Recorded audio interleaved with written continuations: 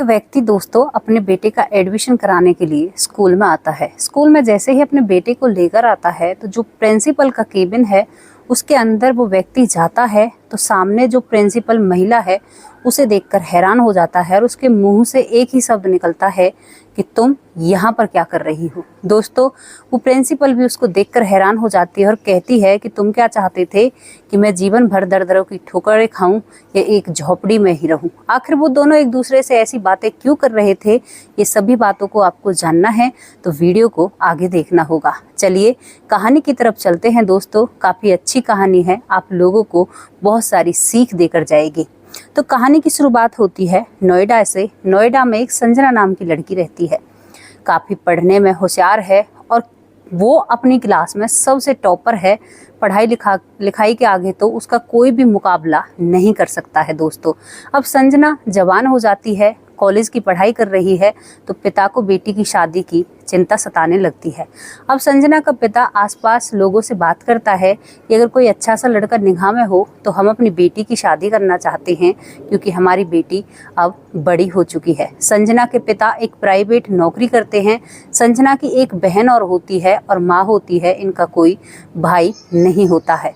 अब दोस्तों एक बीच का व्यक्ति जो होते हैं ना, खासकर जो हर बात में ज़्यादा इंटरफेयर करते हैं, तो एक व्यक्ति कहता है कि मेरे निगाह में एक रिश्ता है, मेरी जानकारी में, और लड़का बहुत अच्छा है, पैसों की कोई कमी नहीं है, वो डीलर पने का काम करते हैं। तो दोस्तों जब संजना का पिता इस बात को सुनता है तो वो कहता है कि नहीं भाई, डीलर से हमारी नहीं पटेगी क्योंकि हमारे पास ना ही तो इतना दहेज है, क्योंकि अगर वो डीलर हैं तो उनके पास बहुत सारा पैसा होगा और हमारे पास इतना दहेज नहीं है जो हम अपनी बेटी ही दे सकते हैं, किसी को दान दहेज हम नहीं दे सकते।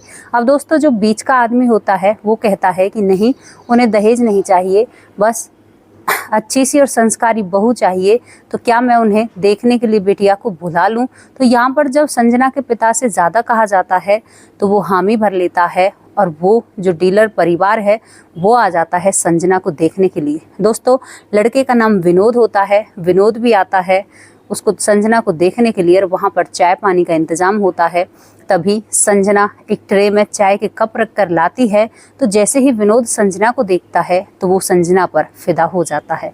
अब दोस्तों संजना की माँ विनोद की माँ कहीं ना कहीं मना करती है कि नहीं, हमें ये रिश्ता पसंद नहीं है, क्योंकि विनोद की माँ कुछ और अच्छा चाहती थी। लेकिन यहाँ पर विनोद कहता है कि नहीं, मुझे ये रिश्ता पसंद है, क्योंकि विनोद को संजना देखने में भाग गई थी, पसंद आ गई थी। दोस्तों क्या था, जो संजना के पिता हैं वो कहते हैं कि हमारी कहाँ ऐसी किस्मत, और बीच के व्यक्ति से बोला जाता है कि तुम इनसे खुला कह देना कि हमारे पास दहेज नहीं है, भले ही रिश्ता अभी बिल्कुल मत करें। अब दोस्तों विनोद अपने घर जाता है, अपने माँ बाप से कहता है कि मुझे कुछ भी नहीं देखना, मुझे शादी इसी लड़की से करनी है, और इन दोनों का रिश्ता फिक्स हो जाता है। दोनों की शादी जब हो जाती है धूमधाम से तो संजना बिना दहेज के अपने ससुराल में जाती है और ससुराल में जाकर रहने लगती है। दोस्तों जब संजना सपनों का पिटारा लेकर ससुराल पहुंचती है तो लेकिन वहां पर उसके सपनों से सब उलटी होता है।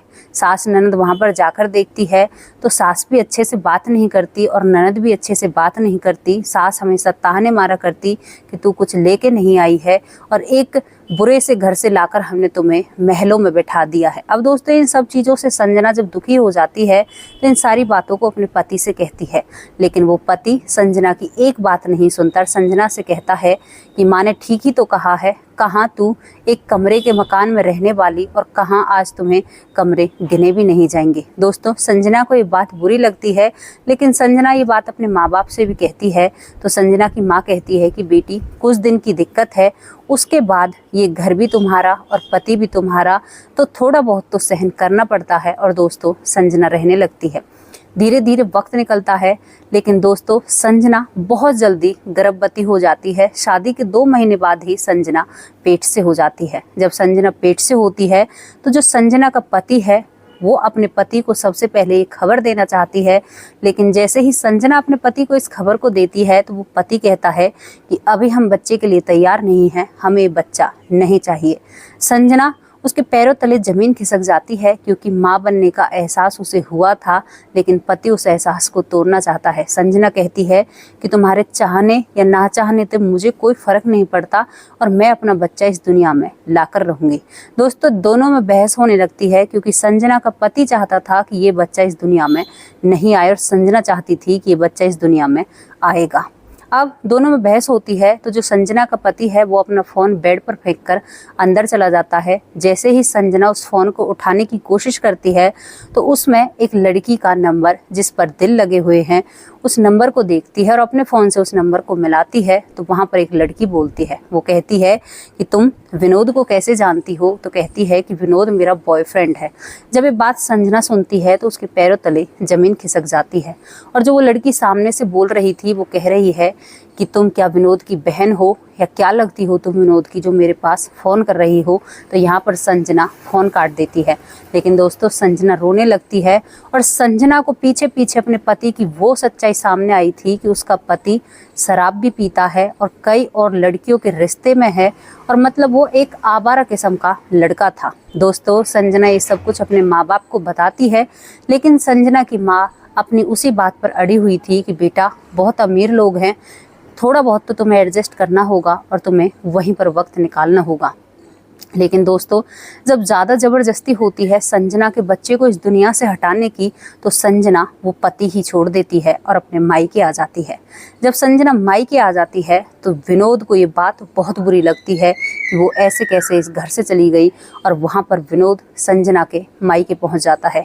शराब पी रखी थी, पत्नी से कहता है कि अभी घर चलो, तो संजना कहती है कि मैं उस घर में नहीं जाऊँगी जहाँ पर मेरे बच्चे के कातिल रहते हों। जब ये बात विनोद सुनता है तो वो और गुस्से में हो जाता है और संजना को अनाप शनाप गाली देने लगता है, कहता है कि मैं देखता हूँ तू कैसे नहीं चलेगी, कानून मेरे हाथ में है। अब संजना इसी बात को रख लेती है और जाकर पुलिस स्टेशन में अपने पति के खिलाफ एक कंप्लेंट दर्ज कराती है।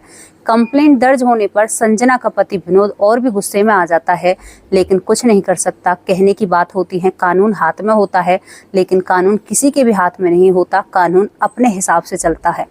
अब दोस्तों, संजना ने अपने पति का रंग ढंग देख लिया था। माँ बिल्कुल बेटी के खिलाफ थी, लेकिन संजना के पिता उसके साथ होते हैं और संजना अपने पति को डिवोर्स दे देती है। एक तरफ डिवोर्स था दोस्तों, दूसरी तरफ संजना प्रेग्नेंट थी, गर्भवती थी। आप सोच सकते हो, जिस वक्त में उसे परिवार की ज़रूरत थी, पति की ज़रूरत थी, उस वक्त उसका ना ही तो पति था और ना ही परिवार था। माँ भी अपनी बेटी को नहीं समझ रही थी। अब दोस्तों, इसके बाद संजना अपने बच्चे को पेट में लिए उसी गमों में डूबी रहती और 9 महीने बाद वो एक सुंदर सी बेटी को जन्म देती।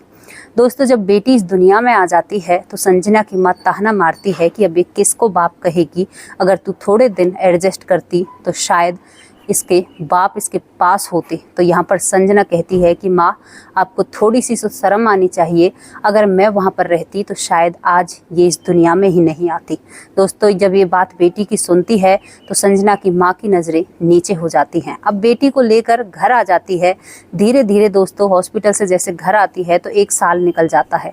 1 साल निकलने के बाद अब गली मोहल्ले वाले ताने मारने लगते हैं कि 1 साल से बेटी घर पड़ी है, ससुराल नहीं गई है। हालांकि कुछ लोगों को पता था डिवोर्स हो गया है। अब संजना जब ये सब कुछ देखती है तो संजना परेशान हो जाती है, और संजना की एक दोस्त होती है जो दिल्ली में रहती है। दोस्त का नाम हेमा होता है, और संजना हेमा के पास फ़ोन करती है और कहती है कि यार, यहाँ पर जीना दूभर हो रहा है। जब घर से बाहर निकलती हूँ कोई ना कोई बात बनाता है, कहता है कि बेटी ऐसा क्या हुआ ससुराल में, मुझे उन जख्मों को कुरेदा जाता है जिन्हें मैं भूलना चाहती हूँ। अब दोस्तों, यही बात होती है, तभी संजना की दोस्त कहती है कि तू ऐसा कर, मेरे पास दिल्ली आ जा। अब संजना की जो छोटी बहन थी और उस संजना की जो माँ थी, उनसे वो कहती है कि मेरी बेटी का ध्यान रखना, क्योंकि उसकी बेटी 5 महीने की हो चुकी थी दोस्तों इन सभी के बीच में। और संजना अपनी बेटी को अपनी माँ के भरोसे छोड़कर दिल्ली आकर नौकरी करने लगती है। दोस्तों, एक स्कूल में वो टीचर बनती है। टीचर बनते ही पढ़ने में जो होशियार थी, अब वो हुनर दिखाने की बारी आ चुकी है, और संजना बहुत लगन से अपनी मेहनत कर एक पढ़ाई, बच्चों को बहुत अच्छे से पढ़ाया करती है। और इन सब चीज़ों से जो स्कूल हाई फाई स्कूल था दोस्तों, तो जो प्रिंसिपल होता है वो भी संजना से खुश हो जाता है, और संजना पूरे स्कूल की फेवरेट बन चुकी थी। वो जिस भी क्लास में जाती सभी बच्चे उससे खुश रहा करते। अब धीरे धीरे वक्त निकलता है दोस्तों, 2 साल हो जाते हैं। 2 साल होने के बाद संजना अपनी बेटी को, जो 2.5-3 साल की हो चुकी थी, 2.5 साल की, उसे और अपनी छोटी बहन को दिल्ली ही बुला लेती है, क्योंकि वहाँ पर उसने एक कमरा ले रखा है। अब उस कमरे पर अपनी बहन को बुलाती है, बहन को भी पढ़ाती है। बहन को इसलिए बुलाया जाता है ताकि उसकी बेटी की देख रेख करे, और संजना ने अपनी बेटी अपने पास बुला ली थी। दोस्तों धीरे धीरे संजना की तनख्वाह भी बढ़ जाती है और संजना अब स्कूल में पॉपुलर हो चुकी थी, प्रसिद्ध हो चुकी थी। इन चीज़ों को दोस्तों 7 साल निकल जाते हैं। संजना का जीवन बहुत अच्छे से कटने लगा था। उसने थोड़ी सी जगह भी ले ली थी दिल्ली में, कुछ पिताजी ने पैसे दिए थे, कुछ उसने खुद ने पैसे इकट्ठे किए थे। अब दोस्तों इसके बाद एक दिन जिस स्कूल में संजना नौकरी किया करती है, टीचर बनी हुई है, उस स्कूल के जो प्रिंसिपल होते हैं उनकी तबीयत खराब हो जाती है। जैसे ही प्रिंसिपल की तबीयत खराब होती है तो जो पूरा स्टाफ है वो संजना को ही हेड मास्टरनी यानी प्रिंसिपल बना देते हैं, क्योंकि तुम ही इस नौकरी को अच्छे से निभा सकती हो। बनाया क्यों जाता है? जो दौर था उस दौर पर स्कूल में एडमिशन चले हुए थे दोस्तों। पेरेंट्स का आना जाना, जो बच्चों के माता पिता होते हैं उनका आना जाना स्कूल में ज़्यादा था, तो उन सभी को देखना, उनसे बातचीत करना एक प्रिंसिपल का काम होता है, और प्रिंसिपल उस वक्त बीमार हो जाते हैं। अब संजना प्रिंसिपल की कुर्सी पर बैठी होती है, तभी वो विनोद अपने बेटे को लेकर आता है वहाँ पर एडमिशन के लिए। अब बाहर जैसे ही बात करता है तो कहते हैं प्रिंसिपल साहिबा से बात कर लीजिए। विनोद जब कमरे में घुसता है तो देखता है कि जो प्रिंसिपल है वो उसकी वो पत्नी है जिसे उसने 7 साल पहले छोड़ दिया था। विनोद हैरान हो जाता है, लेकिन देखकर संजना भी हैरान हो जाती है अपने पति को। जब विनोद कहता है कि तुम यहाँ पर क्या कर रही हो, तो संजना कहती है कि क्या तुम यही चाहते थे कि मैं दर दर की ठोकरें खाऊं? तूने तो मुझे अपने घर से निकाल दिया, क्या मैं यहाँ पर भी नौकरी नहीं कर सकती? अब दोस्तों एक दूसरे को दोनों देखते हैं, लेकिन संजना कहती है मेरा यहाँ पर कर्तव्य और बनता है। तुम किस लिए आए हो? अपने बच्चे के एडमिशन के लिए आए हो, तो यहाँ पर बैठ जाओ। अब यहाँ पर संजना कहती है कि दूसरी शादी कर ली, बधाई हो, बेटा भी हो गया, उसके एडमिशन के लिए आते हो। तो यहाँ पर दबी सी आवाज़ में विनोद कहता है कि हाँ संजना, मैंने दूसरी शादी कर ली और उसी का ये बच्चा है और इसका मैं एडमिशन कराने आया हूँ। अब दोस्तों जैसे ही संजना विनोद से बात करती है, तभी संजना के पास संजना की बेटी का फ़ोन आ जाता है, जो कि संजना की बहन रहकर अपनी माँ से बात कराती है। उस बेटी की, संजना की जो बेटी होती है, तो वो तुतलाते हुए कहती है कि मम्मा आप घर कब आओगे? यही बात विनोद सुन रहा है, तो विनोद कहता है कि मुझे तो बड़ी बधाइयाँ दे रही हो, तुमने भी तो दूसरी शादी कर ली है। तो यहाँ पर संजना कहती है कि खबरदार, मेरे ऊपर अगर कोई आरोप लगाया, ये वही बेटी है, ये वही बच्चा है जिसे तुम इस दुनिया में लाना नहीं चाहते थे। दोस्तों इस बात को सुनकर विनोद का दिल पसीज जाता है और विनोद कहता है कि तुमने उस बच्चे को जन्म दिया। तो यहाँ पर संजना कहती है कि क्या समझते हो कि मैं एक अपराधिन माँ बन जाऊंगी? मैंने उस बच्चे को जन्म भी दिया है और आज वो बहुत अच्छी और बहुत प्यारी है, क्योंकि लेकिन थोड़ी सी कमी है कि वो 7 साल की हो चुकी है, लेकिन फिर भी तुतलाती है, स्कूल में भी तुतलाती है। इस चीज़ का डॉक्टर को मुझे दिखाना पड़ेगा। विनोद कहता है कि नहीं, डॉक्टर की ज़रूरत नहीं है, वो वैसे ही ठीक हो जाएगी। तो संजना कहती है कि किस अधिकार से तुम ये कह रहे हो कि वो वैसे ही ठीक हो जाएगी? तुम्हारा उस बच्ची पर कोई अधिकार नहीं है, और दोबारा मुझे मिलने की या मेरी बेटी को मिलने की कोशिश मत करना। दोस्तों विनोद कहता है कि जो हो गया उसे भूल जाओ, लेकिन एक बार मुझे अपनी बेटी को दिखा दो। तो संजना कहती है कि उसका पिता उसी दिन मर गया था जिस दिन उस पिता ने ये कहा था कि ये बच्चा मुझे नहीं चाहिए। अब दोस्तों यही सब कुछ होता है। अब यहाँ पर विनोद बार बार संजना से मिलने की कोशिश करता है, लेकिन संजना कहती है कि मुझे इस व्यक्ति से बिल्कुल भी नहीं मिलना है। अब दोस्तों यही बार बार जब कोशिश होती है तो संजना परेशान होकर अपने स्टाफ से कह देती है कि इसको बिल्कुल भी अंदर मत आने देना, मुझे इसकी शक्ल तक नहीं देखनी है। और वो कह देती है एक दिन फ़ोन कर कि खबरदार, जो तुम दोबारा मेरी स्कूल में मेरी बेइज्जती कराई और मेरे पास आने की कोशिश की। दोस्तों विनोद यहाँ पर शांत हो जाता है, समय निकलता है। अब संजना के ही साथ पढ़ाने वाला एक व्यक्ति होता है जिसका नाम हेमंत होता है। तो हेमंत संजना की ज़्यादा केयर किया करता। जब हेमंत संजना की केयर करता है तो कहीं ना कहीं संजना भी उससे इम्प्रेस हो जाती है, उसे पसंद करने लगती है, और यहाँ पर एक दूसरे से दोनों शादी का इजहार कर लेते हैं। क्योंकि संजना का सोचना था कितनी बड़ी ज़िंदगी है, चलो एक बार ज़िंदगी को और मौका दिया जाए।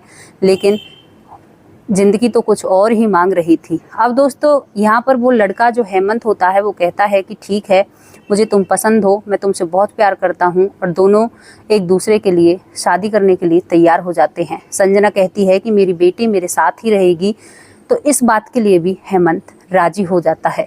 लेकिन एक दिन हेमंत का फ़ोन आता है संजना के पास और वो कहता है कि संजना, मुझे तुमसे मिलना है और एक बात करनी है। संजना कहती है क्या बात है? तो हेमंत कहता है कि घर वालों ने कहा है कि हम उसे तो स्वीकार कर लेंगे, वो डिवोर्सी है, लेकिन उसकी बेटी को स्वीकार नहीं करेंगे। दोस्तों जब ये बात संजना सुनती है तो वो कहती है कि मुझे आप स्वीकार नहीं हो, कहीं जाओ, कहीं शादी करो, मैं अपनी बेटी के पीछे मैंने पूरा जीवन दांव पर लगा दिया है, तो मैं तुझ जैसे के लिए अपनी बेटी को नहीं छोड़ सकती। दोस्तों संजना हेमंत में डांट लगाती है और कहती है कि कहीं भी मुंह मारो, मुझे तुमसे कोई मतलब नहीं है और मेरा तेरा बस बात ही तो हुई है, उससे ज़्यादा तो कुछ भी नहीं है, और मैं तुमसे शादी नहीं करूँगी। दोस्तों अब एक संजना अपना मन बनाती है, एक बेटी की माँ, और वो जीवन भर के लिए एक वचन लेती है, एक कहती है कि मुझे कभी भी शादी करनी ही नहीं है, मैं अपनी बेटी के साथ जीऊँगी और बेटी के साथ मरूँगी। और दोस्तों उन्होंने संजना ने यहाँ पर एक प्रण ले लिया था। तो ये स्टोरी पूरी होती है। दोस्तों इस पर आप अपनी क्या राय रखना चाहते हो? उस पति पर क्या कहना चाहते हो जिस पति ने अपने बच्चे तक को नहीं देखा अय्याशियों में, और पीछे फिर उसे बेटी चाहिए थी? आपकी जो भी राय है आप अपनी राय कमेंट बॉक्स में ज़रूर रख सकते हैं। कल फिर हाजिर होंगे एक और ऐसी ही सच्ची अच्छी स्टोरी के साथ। तब तक के लिए नमस्कार, जय हिंद।